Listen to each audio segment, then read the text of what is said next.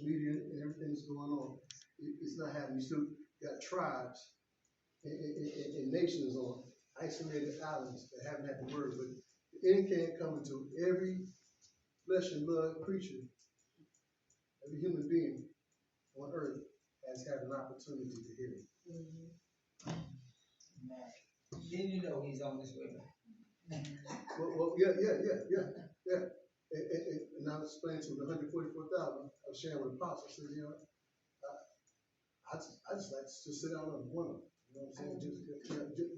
Just I like to study. But it's not just enough to study to be here. We got to be doing as well.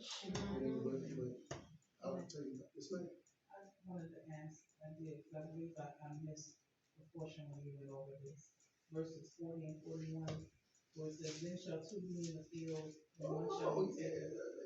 Okay. Well, I like that because I think the field is ministry. Okay, but see,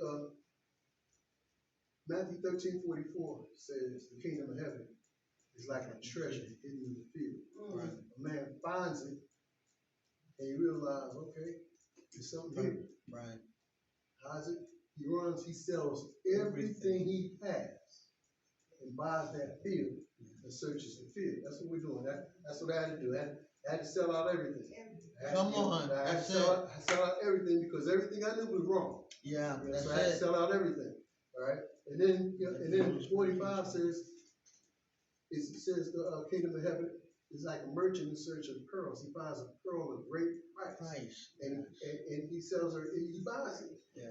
But that pearl has wisdom. Yeah. Pearls of wisdom. Cast out your pearls before swine. Don't give your bread on the dogs. Everybody ain't worth your word. You know what I'm saying? I mean, I don't just run around and jump up and down on. I try to be spirit led.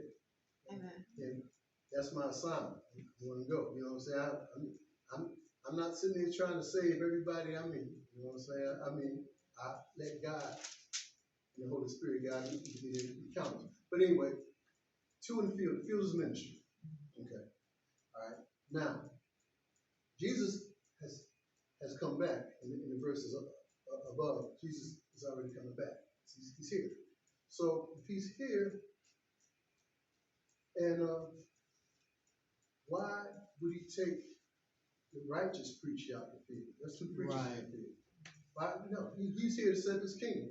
Why take the right? You know which one got to go. Yeah. So that's the one that's going. Right. Got to go. The two women are churches. All right. And they're grinding. You got a lower stone. That's how they get the lower stone. They put the wheat on. They put the upper stone on, and they grind it. That's how they get what they need. Well, I look at the lower stone as the Old Testament. I look at the upper stone as the New Testament. That's what we're doing right now. We grind. We grind. You know, another way to look at it is if your lower stone is wisdom and your upper stone is knowledge, when you grind, you gotta understand. Amen. That's what we're doing. Yes, ma'am. I just wanted to add to that also. When you go back and look at Jesus' other parables about when he catches the fish and he takes the bad ones and throw them out, he has parables that are like that over and over and over again. And people have tried to use that as a thing for rapture when it's not. It's exactly as he said. He's taking out the bad people, the bad we. All the good stays on the earth because the righteous, we inherit the earth. He doesn't take us out. You're looking for a rapture. But what did he pray for the disciples? That he would not take them out of the earth. Right. We're supposed to be here on the earth. So the rapture, the way we've heard in evangelical Christianity, is not accurate. It's not correct. You know what about that rapture? First off, it's Roman because it came out of Constantinople. Some Christians there, and which was kind of rough because it corrupted Christianity. Because Emperor Constantine was going to a battle, so the sign of the cross. The Catholic Church, yeah. And said this, he heard a voice in his name, conquer. He won the battle, so he figured that God and the Christians was with him. So he said he was a Christian. But in Rome, the emperor was a god, so he was a Christian, but he was his own kind of Christian. So there's a lot of false doctrine that came out of there. And So then, Rapture 3 was buried for a while. And then a woman in Scotland had a dream. She told she told the two priests about it. And she told them, I felt like the dream was demonic and it came from the devil. They said, oh, no. And they made it a doctrine. They made it a doctrine. Rapture theory is a doctrine. You know? It's a tradition of man. That's what it is. One of the reasons why they did that also is at that time, the Protestants were also starting to look at the church. If you go back to Revelation, as that the whore, beast. So they were trying to get people's eyes off of them. Mm-hmm. That's one of the reasons why they put, that doctrine was put out there, was to take the eyes off of the Catholic Church, because of most of your paganism, your holidays comes out of the Catholic Church. It's a pagan religion. And it's right. Can you expound on 24 and 2, please? 24:2. Yes, sir. Jesus said, see not all these things, very not saying to you, there shall not be left here one stone upon another that shall not be thrown down. Yes. Yeah. We showed them the builders of the temple. We showed them the builders of the temple. And now all you got left of the temple is a wailing wall. That's where the Jews go pray. And you got the Temple Mount.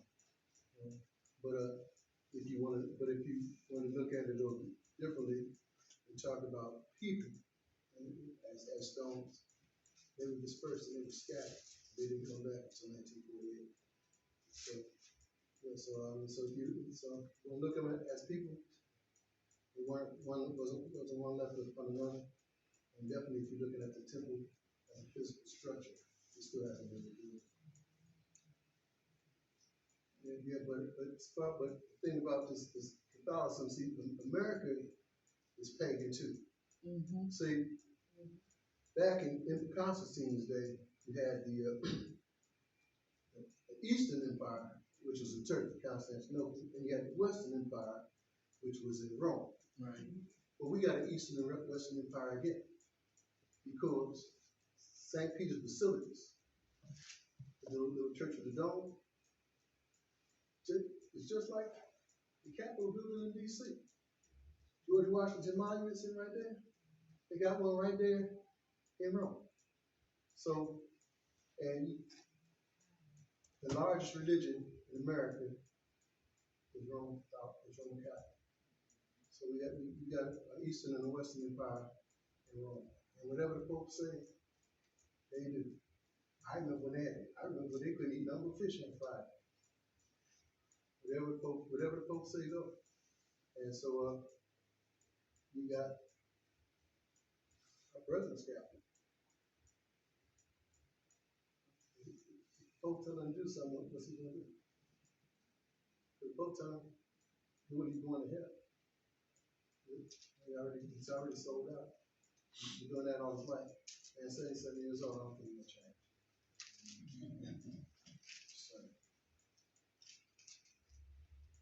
Brother Michael, do you have anything you want to say to the people? Nothing else on that. Thank you for your time. Thank you so much.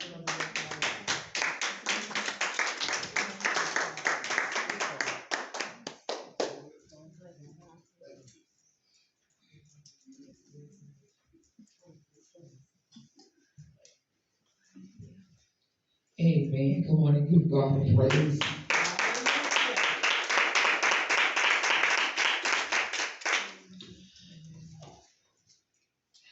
I know sometimes that, just like what Elder was saying, we are in this place. Amen. How can we see that?